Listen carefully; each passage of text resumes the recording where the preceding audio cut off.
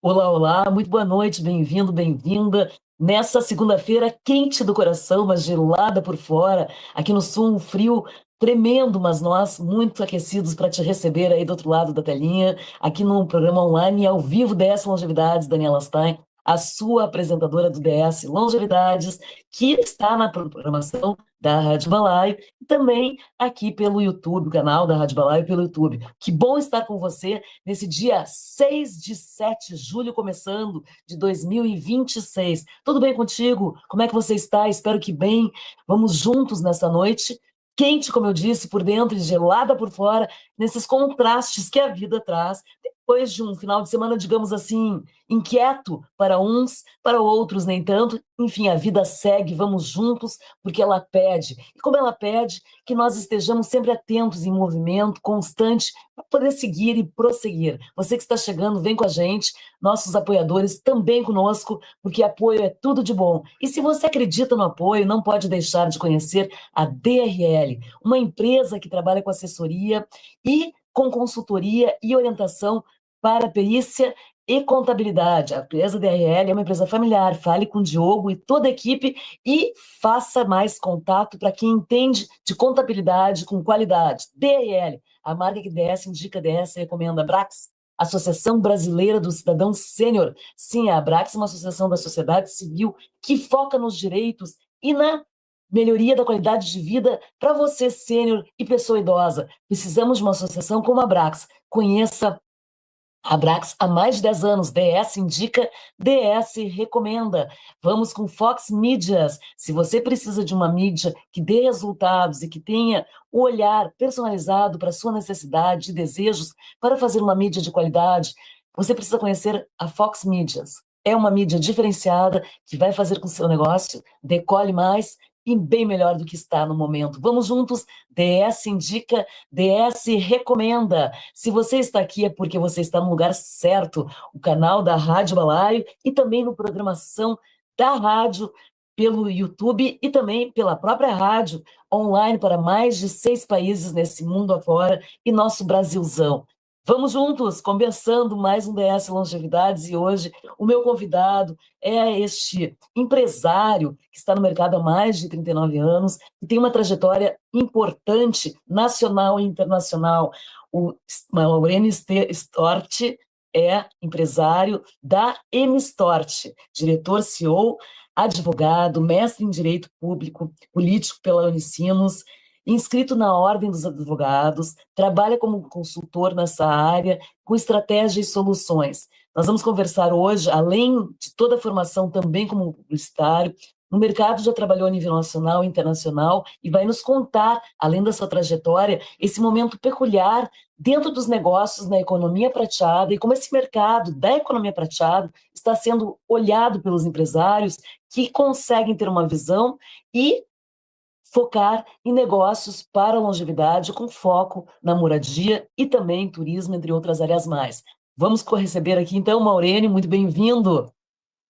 Obrigado, Daniela, boa noite, obrigado pelo convite e estou à disposição para contar um pouco da experiência da gente, né, que também é longeva, são 38 anos, esse mês completando 40 anos de formado em advocacia, que é onde eu comecei a minha trajetória e sigo até hoje, e falando sobre os assuntos que são relacionados ao programa.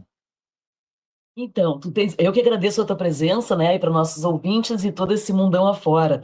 Tu tens uma trajetória pública e profissional em várias áreas, né?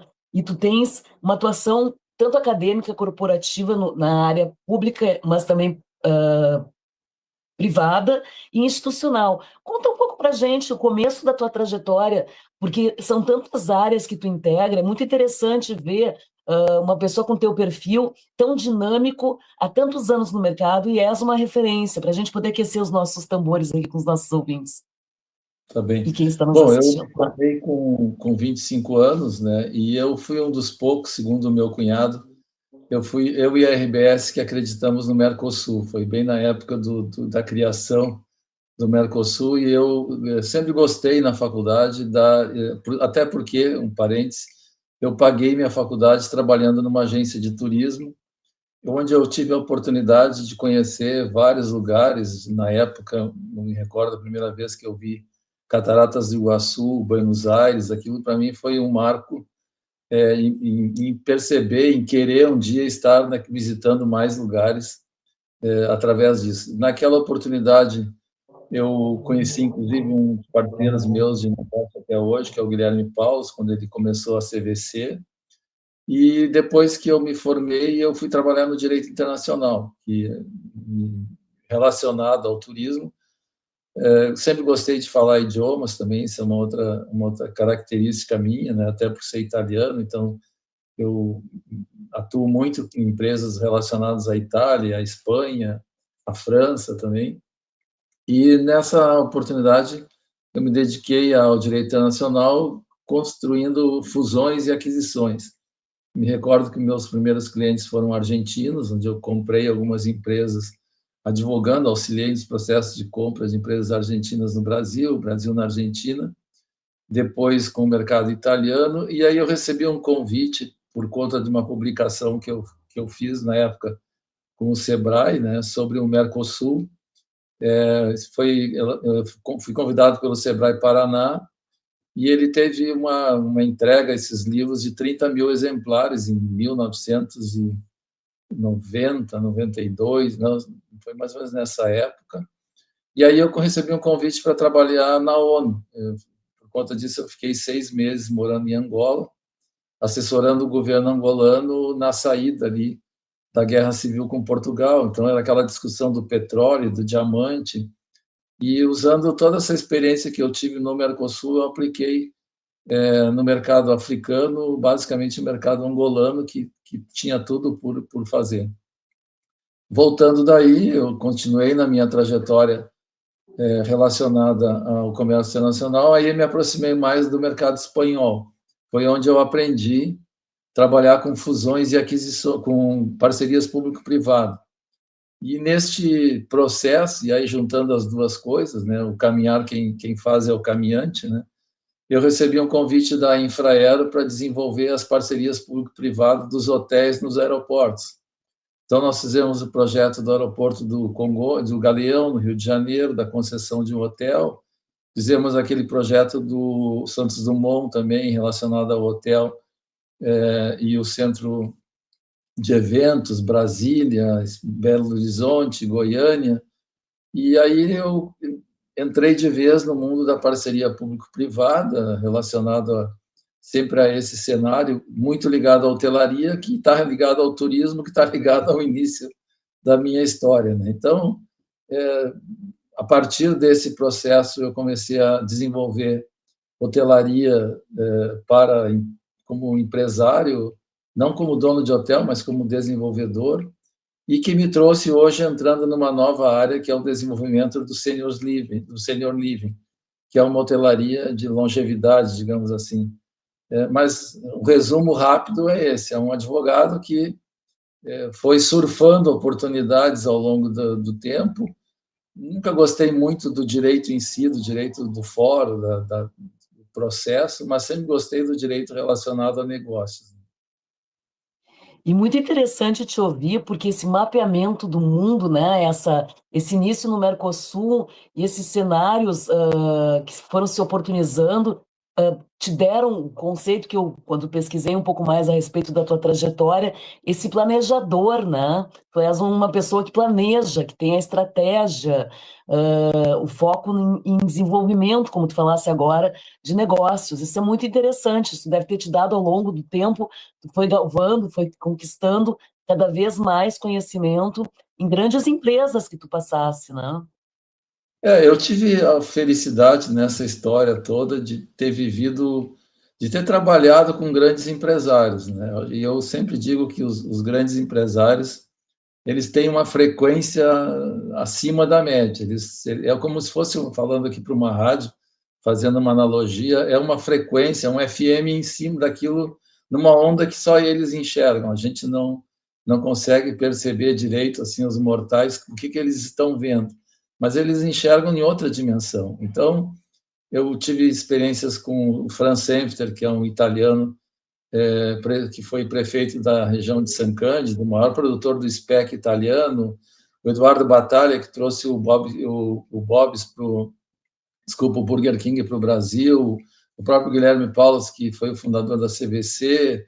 Enfim, eu conheci grandes empresários que eu acho que aprendi um pouco, e também aprendi muito com o Guilherme, com o Jaime Lerner, quando a gente começou o processo do Cais Mauá, vendo como um arquiteto da plenitude dele trabalhava e fazia. E eu acho que a minha atividade é um pouco uma arquitetura de negócios, né? Eu olho um projeto e tenho, acho que isso é um dom que Deus me deu, a capacidade de tentar enxergar um pouco mais além, com toda a ferramenta de experiência, conhecimento que você vai tendo. Sempre é importante, como dizia o Semper, olhar a mata em cima da árvore, né? Para poder ter uma visão do todo. E isso para mim, eu gosto muito das coisas simples. E é um olhar que eu vejo dessa forma, né? Que bonita essa tua expressão, arquitetura de negócio, esse olhar sobre uma arquitetura, né? E traçando esse desenho, né? E mapeando ele e desenvolvendo. Comentasse para quem está chegando, para os nossos ouvintes, que além de ser um empresário da área que menos te atraiu, mas que tu te formasse, que tu fizesse advocacia, tu também fizesse publicidade, né?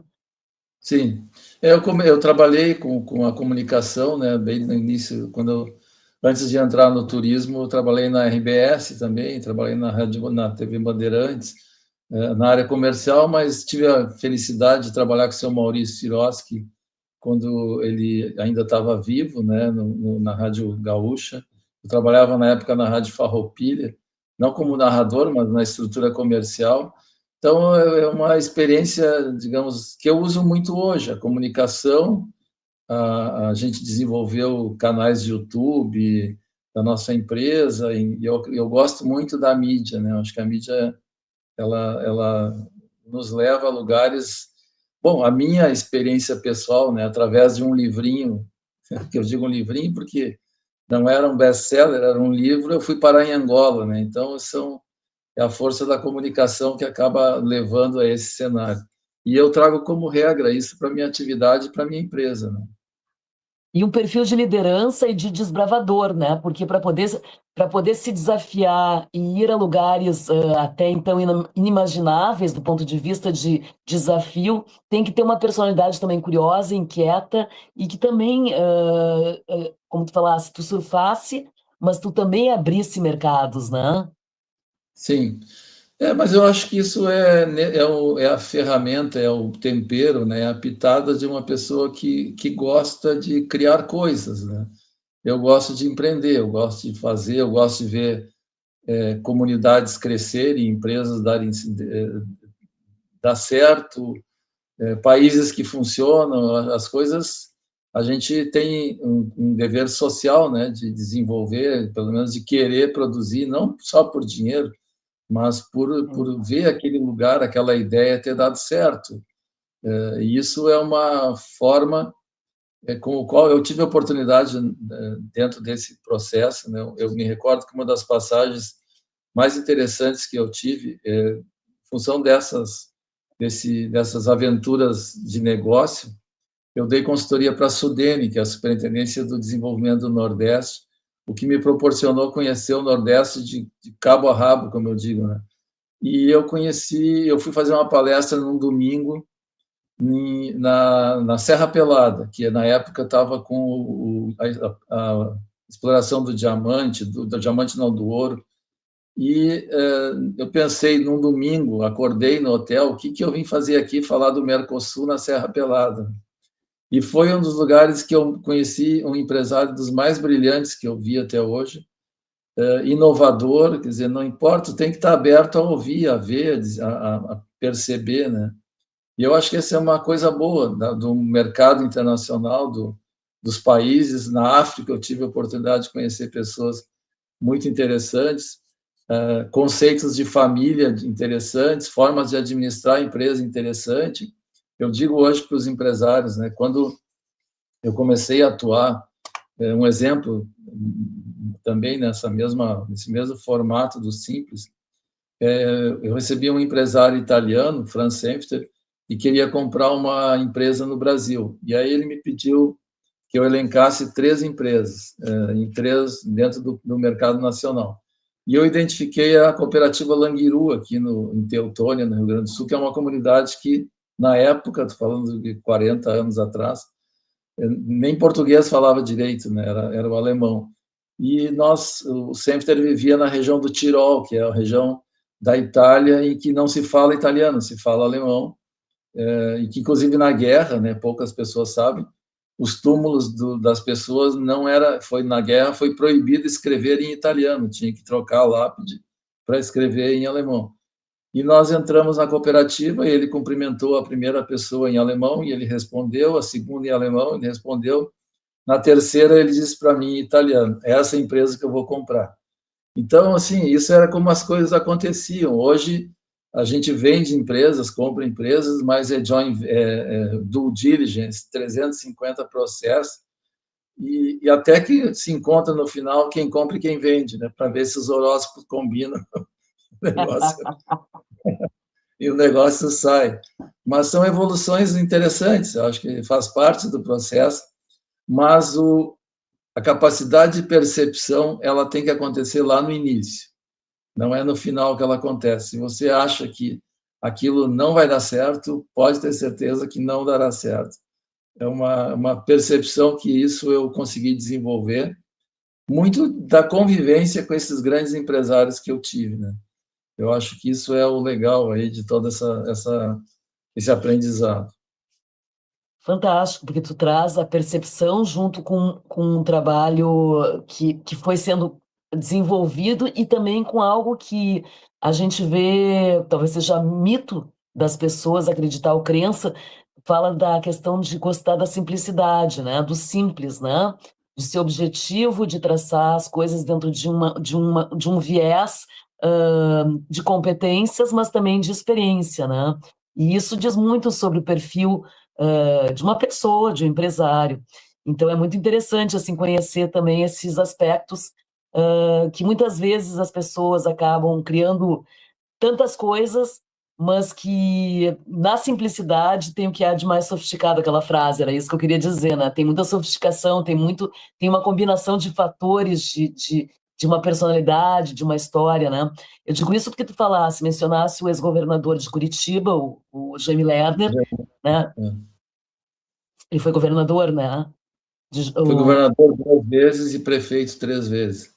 Pois então, numa cidade de referência, com plano diretor, com várias coisas interessantes como referência para o nosso Brasil.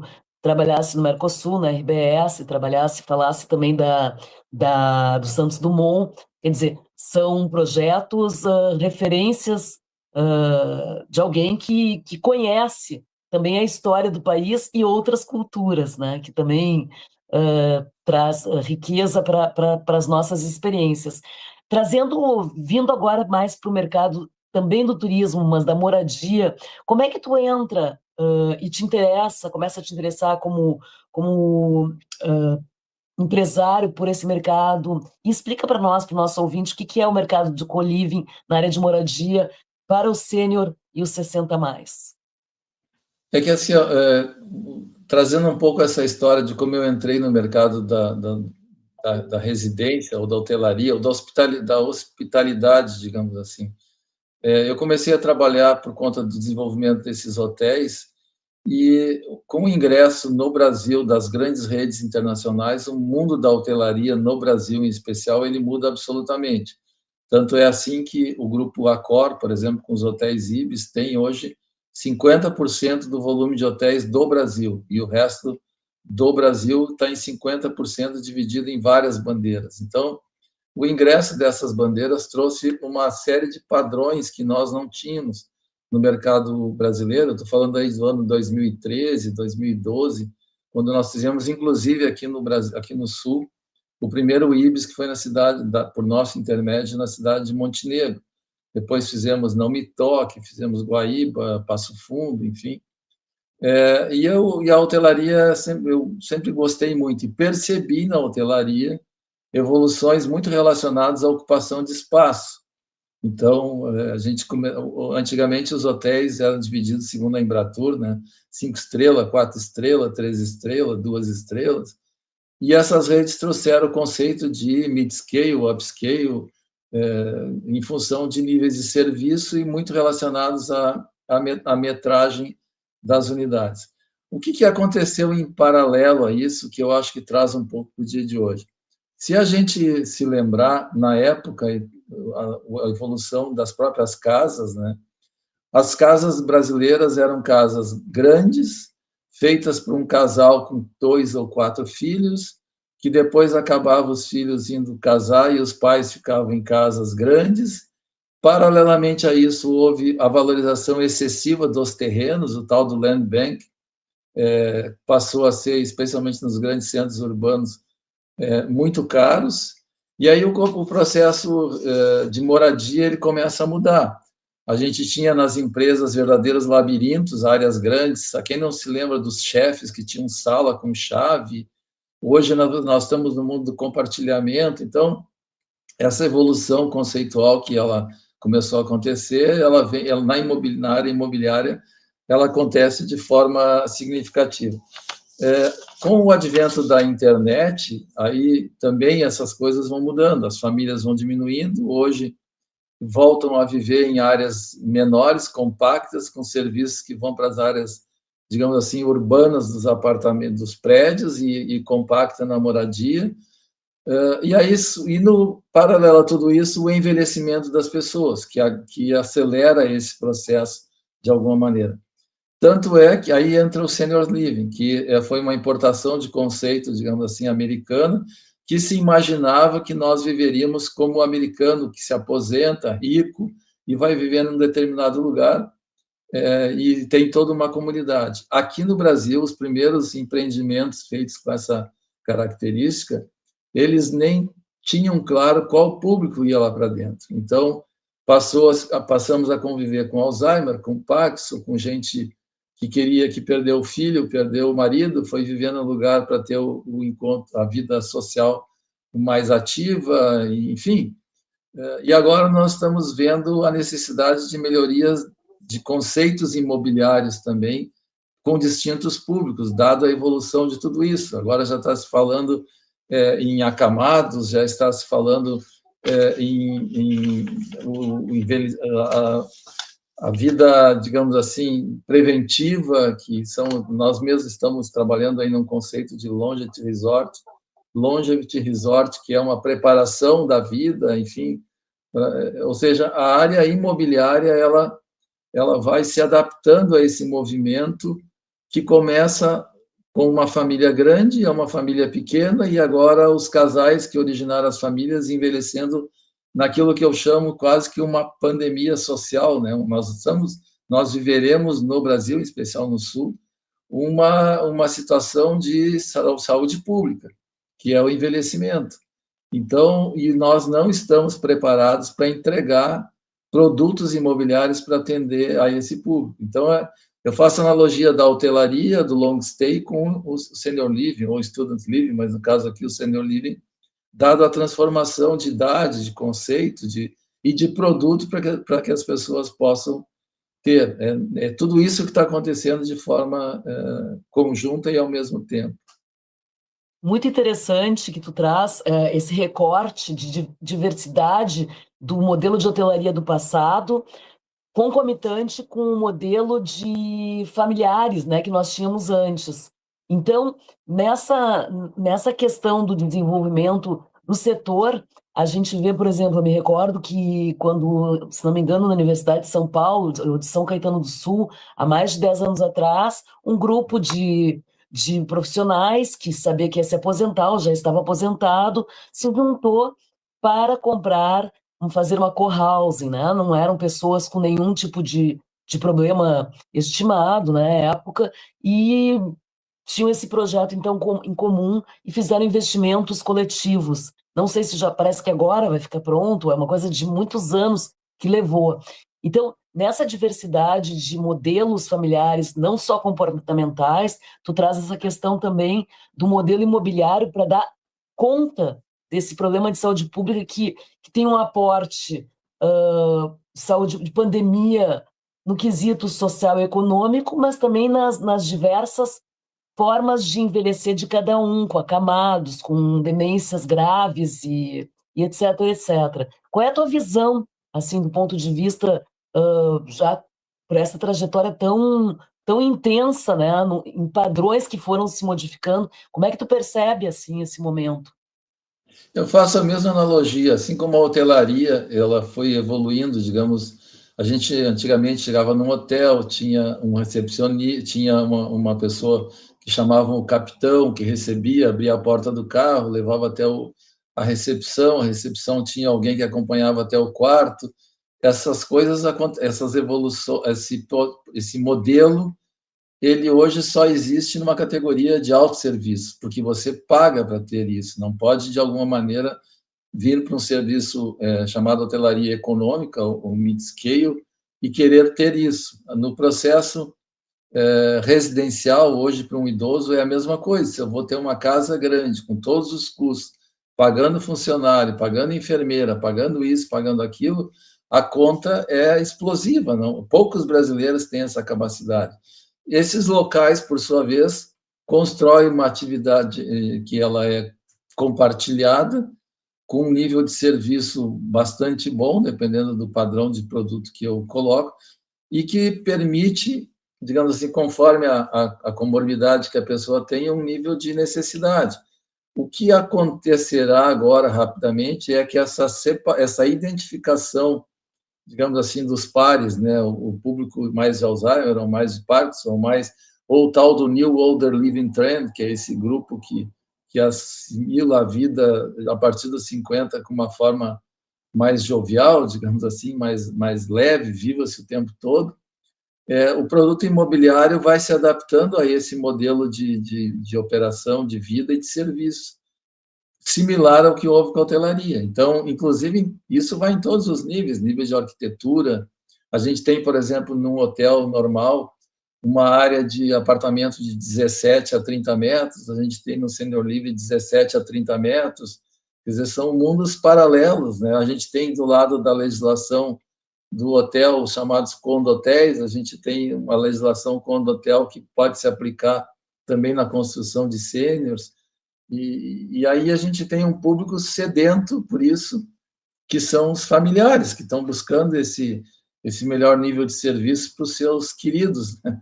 E tudo isso é um movimento, isso, pela ótica de alguns, é a ótica do médico, do paciente, mas para outros é a ótica do negócio, né? Que todos esses mercados geram oportunidades.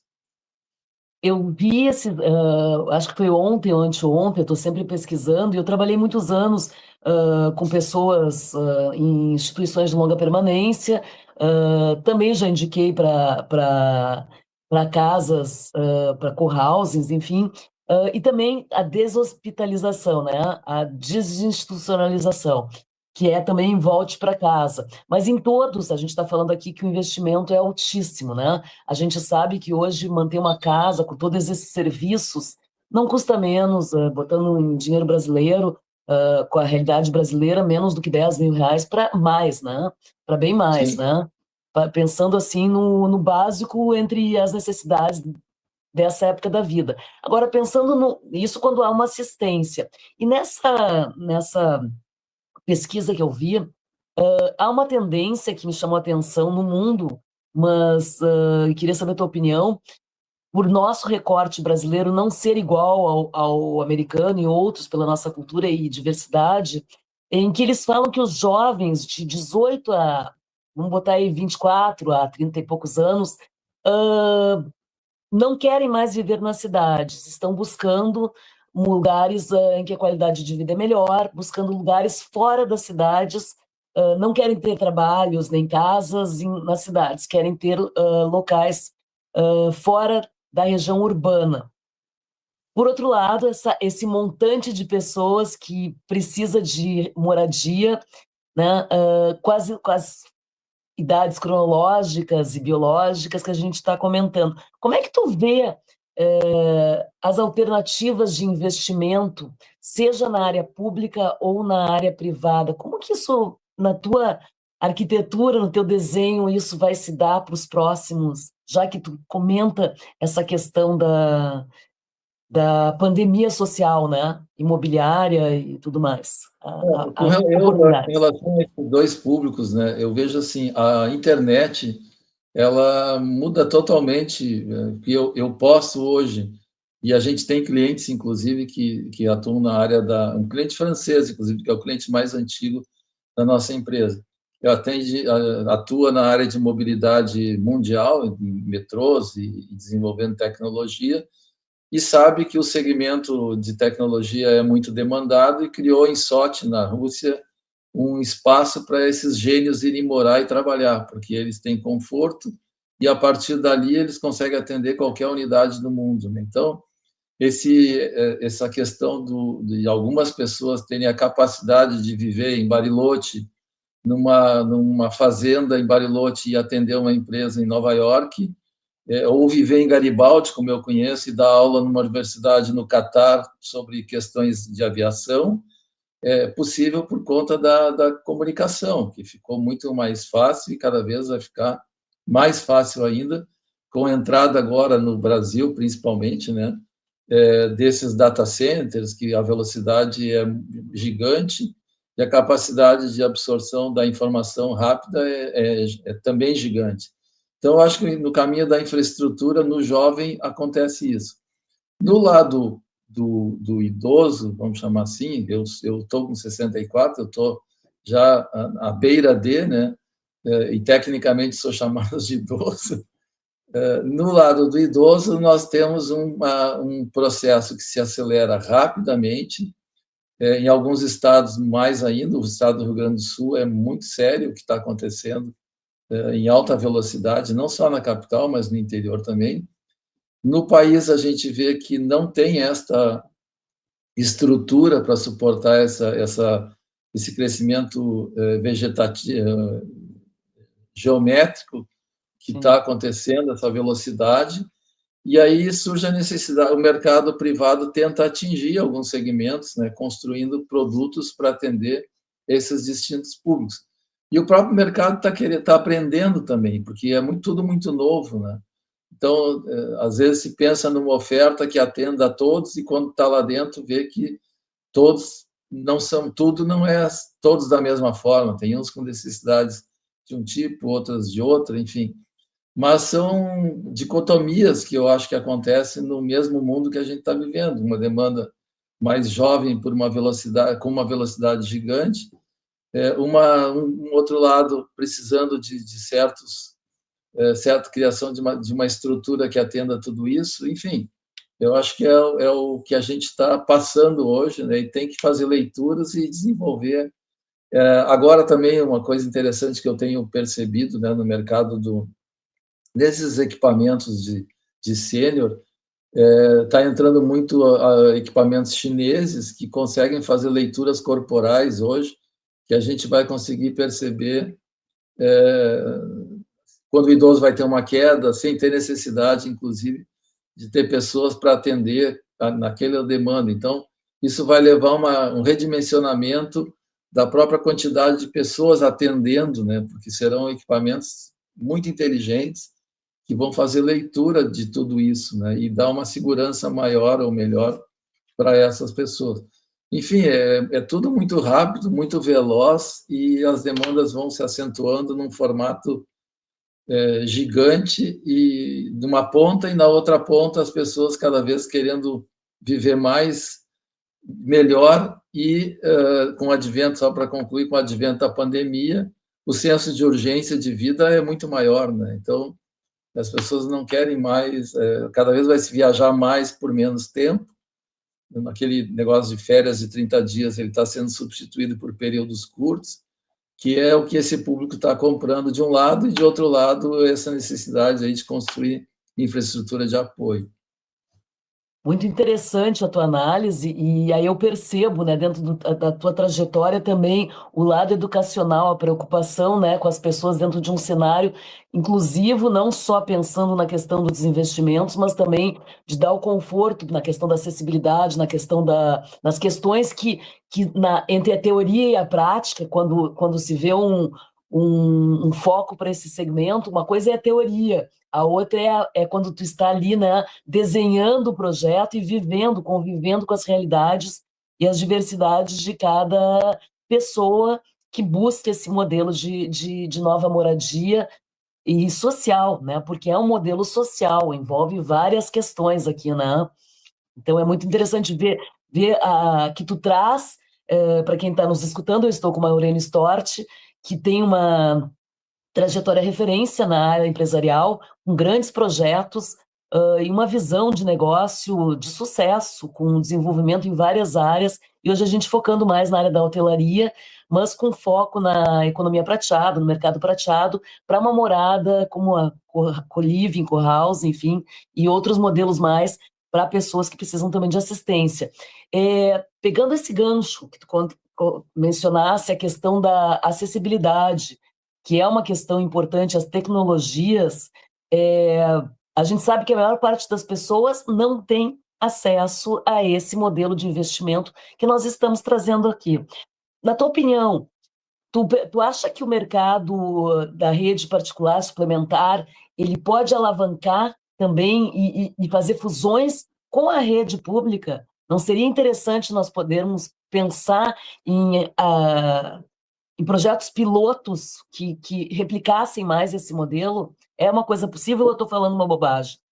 Com certeza, porque a própria evolução das parcerias público-privada, elas passaram num determinado momento, havia a ideia por parte do público que o privado assumiria determinados empreendimentos e o público, bom, a partir de agora eu não boto dinheiro, quem bota é o privado e ele assume o problema. Esse ciclo morreu, esse ciclo não existe mais, e aí se desenvolveu um desenho de parceria público-privada em que o privado disse, bom, se você gasta até aqui, a partir daqui eu te garanto que não gasta, porque eu vou botar a minha inteligência nesse processo, as chamadas PPPs administrativas, né, que são aquelas que não precisa fundo garantidor e que geram um equilíbrio que vem sustentando e vem crescendo aí numa velocidade ainda bastante importante.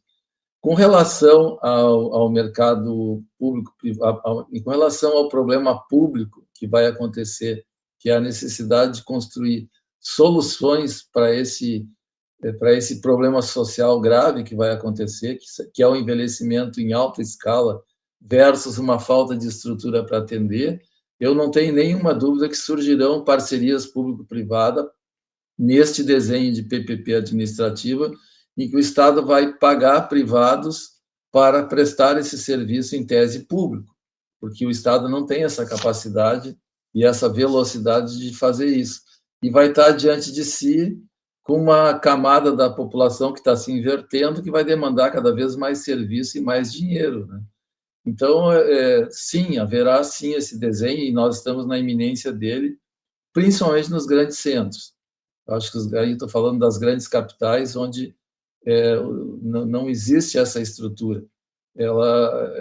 O conceito de moradia assistida, tanto até um exemplo, Daniel, nessa história de fusões, aí, aquisições de M&A, eu me lembro que há uns 10 anos atrás eu fui chamado por uma empresa de São Paulo que queria fazer uma fusão com uma empresa aqui do Sul bem importante. E, na época, eu participei de uma reunião de um plano esses planos de saúde, de um banco bem forte, que eles disseram o seguinte, o público que paga as nossas mensalidades, no final da vida, no início ele paga e a gente não tem serviço, não dá serviço. Então, ele é um cliente que nos dá resultado. No final da vida, ele paga e nós passamos a ter muito serviço. Então, ele é um cliente que nos dá prejuízo dentro dessa linha do tempo. E o desenho era o seguinte, eu passo a pagar, eu terceirizo para essas empresas de assistência em casa, né, que é os convênios de home care, assim. Os home care, eu passo, desde o dia que eu assino um plano de saúde, vai estar um valor no plano de um home care, que no futuro a empresa de home care vai me dar o serviço que hoje ela não precisa. Então, é uma compensação ao longo do tempo, né, para revertendo o modelo. Eu acho que agora nós vamos ter que repensar esses modelos e, sem dúvida, a ideia da PPP para atender esse desenho, essas necessidades, é uma bela solução. Eu não consigo imaginar outro caminho, senão, né, esses caminhos em conjunto, porque para dar conta dessa demanda.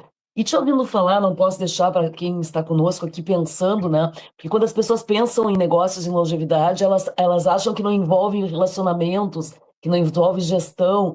Muitas pessoas têm a ideia, a fantasia de que é só dinheiro que estão querendo botar. A gente sabe que não, que precisamos de pessoas, né? São as pessoas que fazem esses movimentos e pessoas que entendam desses processos nessa engrenagem que envolve tantas áreas para poder dar a melhor qualidade para esses locais que são feitos por pessoas. Eu digo isso porque fazer uma arquitetura dentro desse desenho de novos locais para se morar é muito além da própria moradia em si. Ela envolve profissionais qualificados que entendam essa comunicação também, né? Não é meramente só depositar pessoas, senão nós continuaríamos com um modelo que não deu certo, que eram os asilos, né? E que hoje se baniu esse tipo de... Não se aceita mais na sociedade a falta de dignidade para se morar, né? Eu acho que o investidor e esse... Eu acho bem importante, interessante esse comentário. Eu vou te dar um exemplo que eu passei hoje. Hoje nós estamos trazendo aqui para o Sul uma rede francesa de hotelaria, e os franceses têm muito cuidado. Hoje, inclusive, casualmente hoje, desde as 2 da tarde, desde as 11 da manhã, discutindo pontos de serviço da hotelaria desse modelo. E uma das reuniões mais longas foi da parte referente a alimentos e bebidas, que é uma preocupação da hotelaria bem séria, porque 80% da despesa de um hotel, por exemplo, está no A e B, e 20% do resultado está no A e B. Ou seja, a alimentação, alimento e bebida representa um alto investimento para pouco resultado. Eu estou falando isso porque, trazendo para o lado do sênior, por exemplo, eu conheço um empresário que é um dos empresários que tem o maior número hoje de apartamentos no Brasil relacionados a essa área, e veio trabalhar aqui em Porto Alegre. E ele montou uma estrutura lá no início da atividade, e na área de alimentos e bebidas ele percebia que no almoço as pessoas não comiam. E aí ele perguntou para o maître, né, para o encarregado, o que estava acontecendo.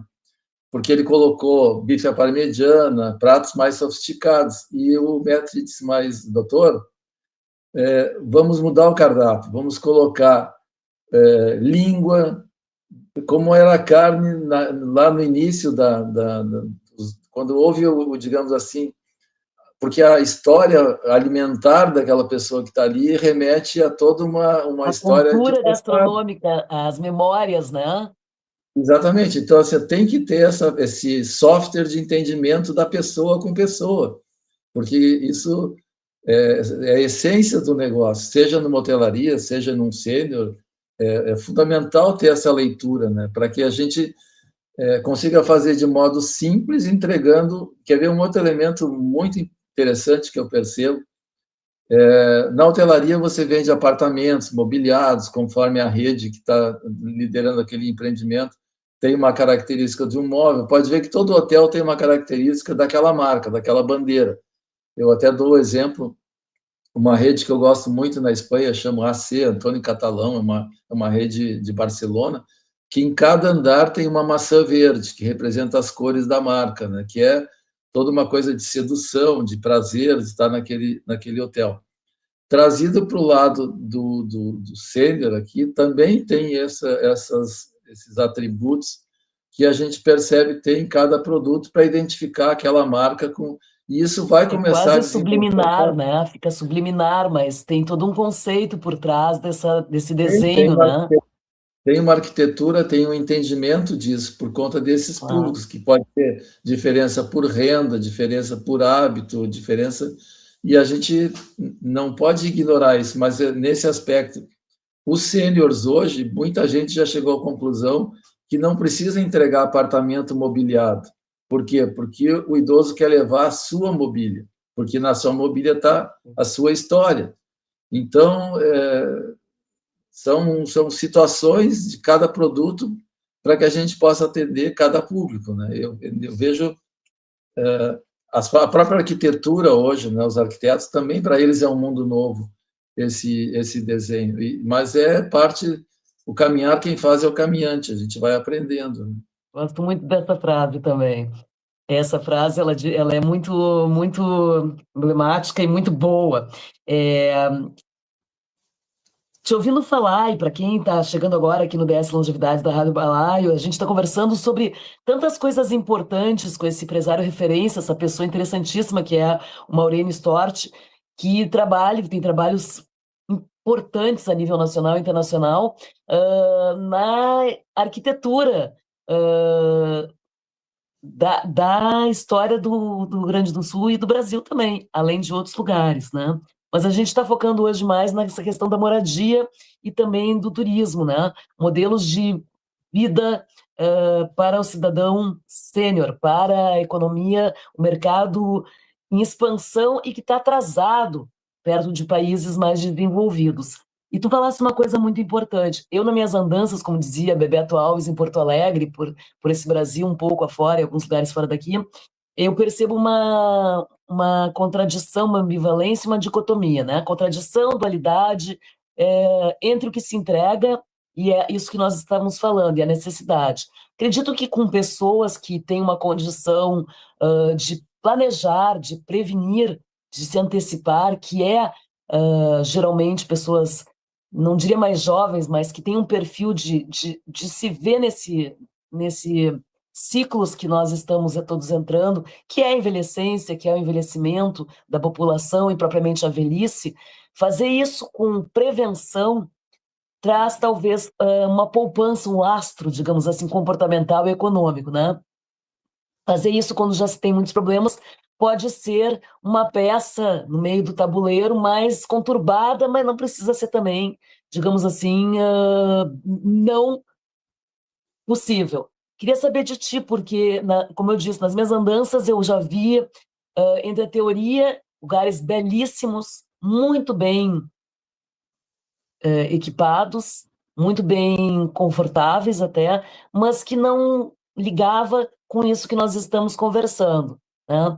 Então, acho importante essa questão entre o investimento, esse olhar para a cultura, né, das pessoas e os locais onde elas moram.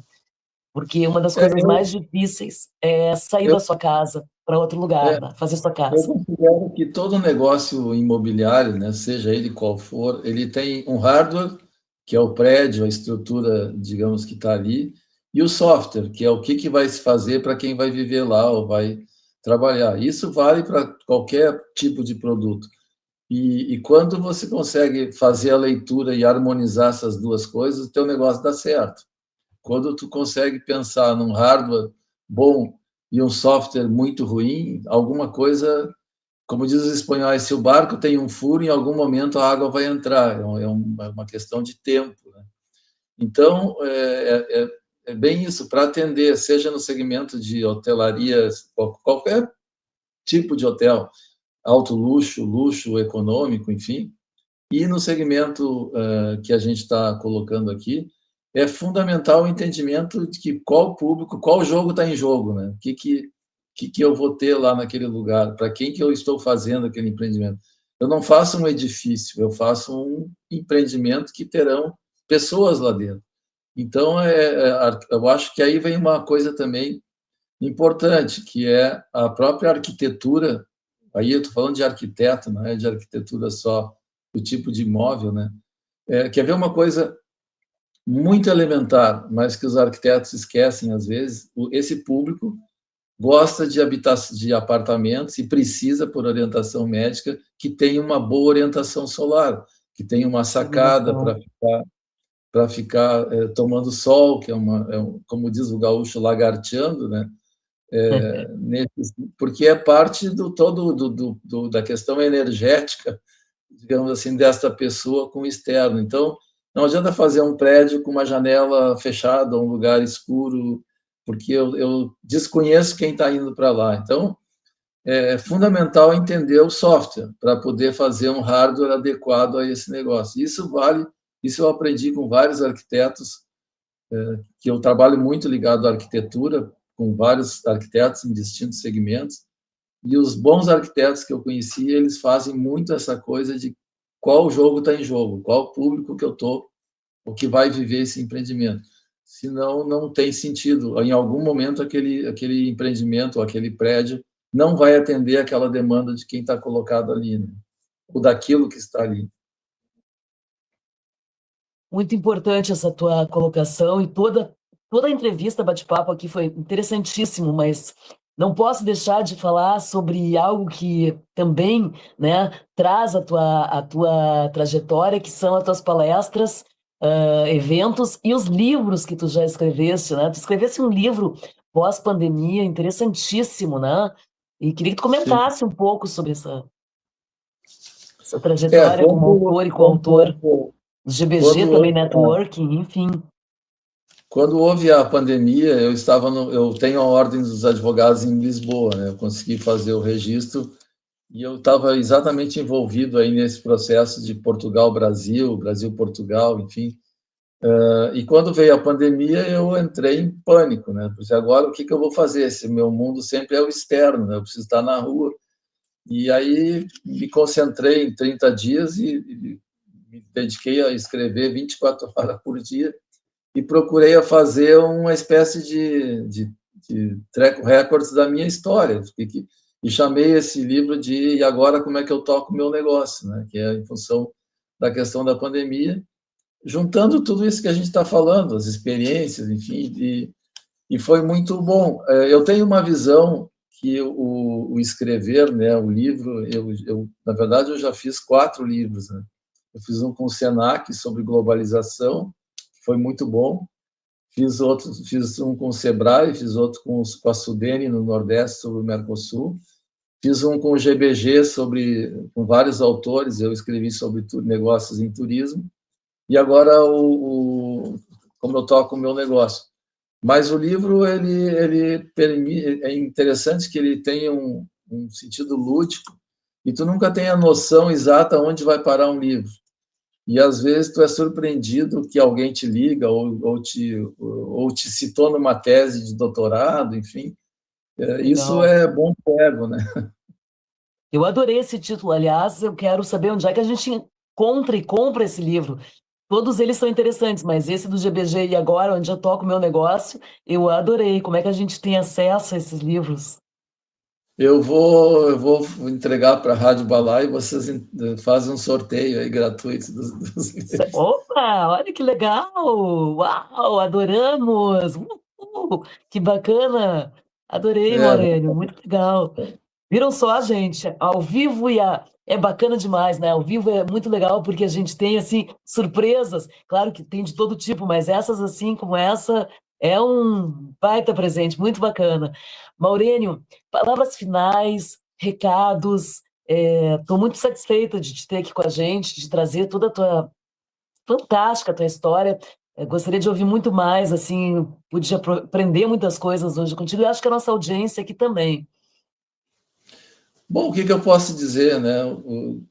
É um prazer falar da história da gente, né? Que a gente construiu aí fazendo essas coisas. Às vezes, quando tu começa uma atividade, muitas vezes tu não tem noção onde aquilo vai parar, mas a experiência vai te trazendo já uma percepção, uma bússola, né? Como tu pode orientar, enfim. Eu tenho uma leitura que, para concluir a minha fala, é muito importante o conhecimento e estar aberto a aprender. Acho que esse é o segredo das coisas, é estar aberto a aprender. Vou te dar um exemplo final só para encerrar aqui a nossa conversa, que eu ouvi do Guilherme Paulos, da CBC, que ele organizava excursões, né? Um dia ele foi vender a excursão na Auto Latina, lá em São Paulo, e o presidente da Auto Latina disse: Guilherme, por que que tu não organiza um calendário de viagens, né, para as pessoas se programarem? A partir daí nasceu a CVC, ou seja, estar aberto, né, ouvir, entender, e em geral, as coisas simples se transformam, os grandes negócios que eu vi partiram de coisas simples.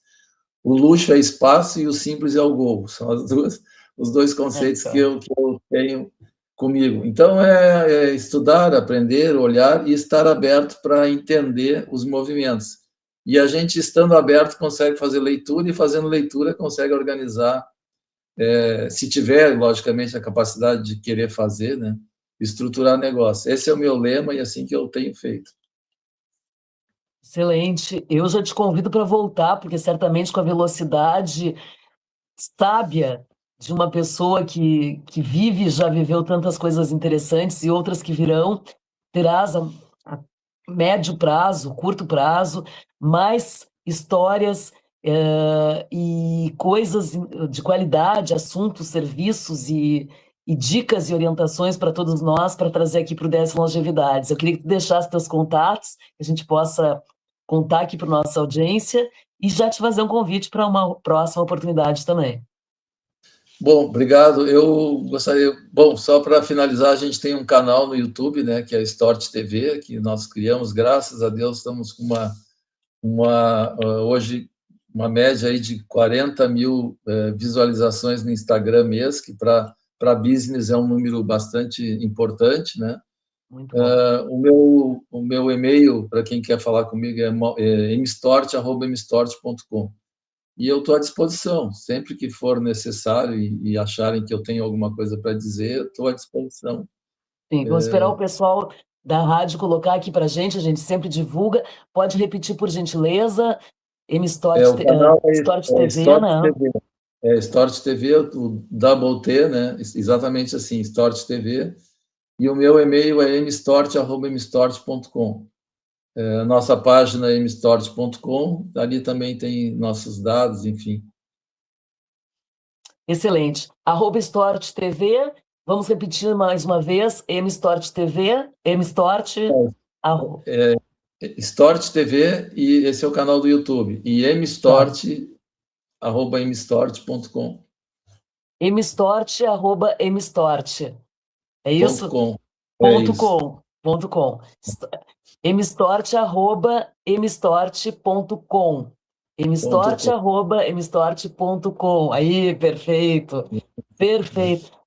Maurélio, Daniela, um prazer, obrigado, já então. estive no teu canal, muito bacana, um grande trabalho, muito, muito bom conhecer essas várias faces da tua história profissional pessoal, porque os PPs se misturam, né? A gente falou dos PPs público-privado e pessoa e profissional, e te aguardamos aqui numa próxima oportunidade. Muito obrigada pela tua presença, foi um grande prazer te ter aqui com a gente. Igualmente, obrigado àqueles que nos assistem também. Um abração. Um abraço, até mais. Tchau, tchau. Gente, que bacana, né? Tivemos aqui uma aula, várias coisas interessantes sobre esse mercado tão importante que todos nós estamos, que é o mercado da moradia através da co-housing, co-living e várias outras formas de morar com um profissional investidor que trabalha nessa área mais de 20, né, de 20 anos no mínimo. Enfim, espero que você tenha gostado. Daqui a pouco mais a Rádio Balaio já sobe para o canal da Rádio Balaio essa entrevista bate-papo, que eu adorei e espero que você também veja na íntegra, tudinho. Me diga uma coisa, temos para a próxima semana, dia 13, convidados? Sim, temos, mas antes de falar, deixa eu te contar. Sabe que dia é hoje? Sim, eu achei engraçadíssimo, porque eu gosto dessas coisas de datas. Além de ser a data que comemora o aniversário que foi criado o IBGE, o Instituto Brasileiro de Geometria e Estatística, se eu não me engano, geometria e estatística, acho que sim, é o dia do beijo em alguns países. Por isso, beije muito hoje, afinal de contas, com esse frio que está no sul, a gente pede um abraço, um carinho. Então, aqui só uma curiosidade. Semana que vem, com quem vamos estar? Vamos estar com a Ione. Sim, eu vou trazer essa pessoa incrível, a Ione Fonseca, mentora em Breathwork. Sim, neurociência da respiração, vai contar para a gente sua história e trajetória através de uma situação que causou dor ela se viu numa nova realidade, depois de trabalhar em várias empresas na área corporativa, ela teve que fazer uma mudança na vida dela. E aí partiu para um novo momento na sua vida e hoje trabalha com neurociência da respiração, ensinando as pessoas a respirarem melhor. Vamos juntos? Te espero, então, dia 13, aqui, claro, dessa Longevidades, com a sua apresentadora Daniela Astai, na Rádio Balaio. Fique com a programação da rádio e vamos juntos, a semana começando. Aquele beijo, aquele abraço e até dia 13. Tchau, tchau.